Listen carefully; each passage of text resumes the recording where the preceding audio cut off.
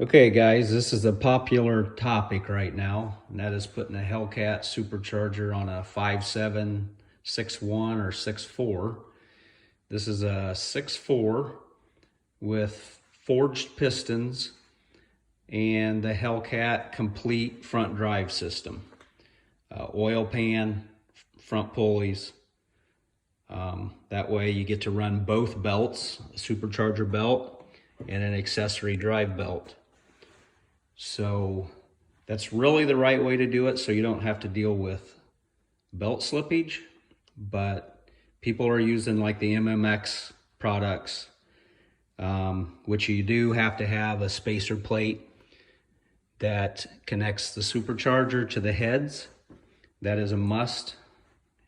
And it's not too bad of a process. There are a few things that worried me before I started, and that was fuel lines, because you're dealing with a 1/2-inch fuel line on a Hellcat supercharger. The stock charger has a 5/16 fuel line that comes in, so that can create a little bit of an issue. The things that I found to take care of that were these fittings here that I got off of Amazon.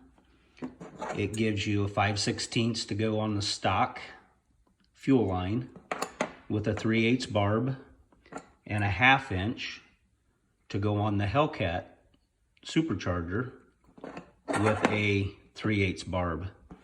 Just get a fuel injection hose and go between the two with clamps, and you'll be good to go on that. That was one of my biggest concerns.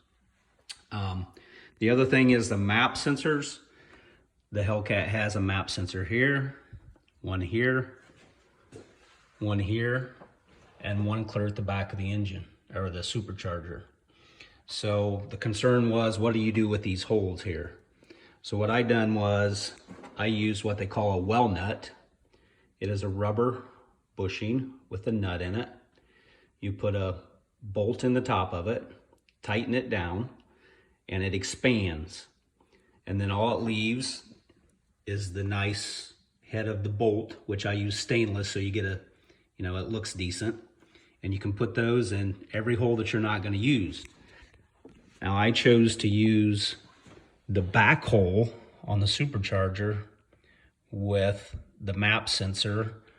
It's an SRT4, which I believe like the Nissan Turbo, or a Neon Turbo car uses. That's the one you need. The only issue with that is it doesn't fit into the hole like it should. So here's a map sensor. It's not the actual one. You have to take some emery cloth and go around the outside edge of this to make it small enough to go into the hole.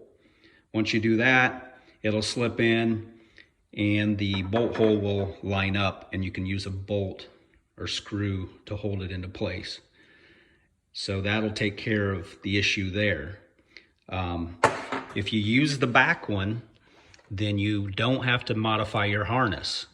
If you choose to either use this one or these two up here, then you're going to have to lengthen your harness. So this one here, that's a boost gauge. And so other than that, I mean, those were the main concerns that I had when I was doing this swap. I went through Hemi Fever tuning. They emailed me a tune right away. The car fired right up. Took it out and drove it. No big issues. Did a data log, sent it back to them. They approved me to turn some boost to it, which you have to buy the boost controller from MMX. I think there's another company that's using it now, or making one also. But so yeah, if you have any questions, feel free to get a hold of me. Good luck.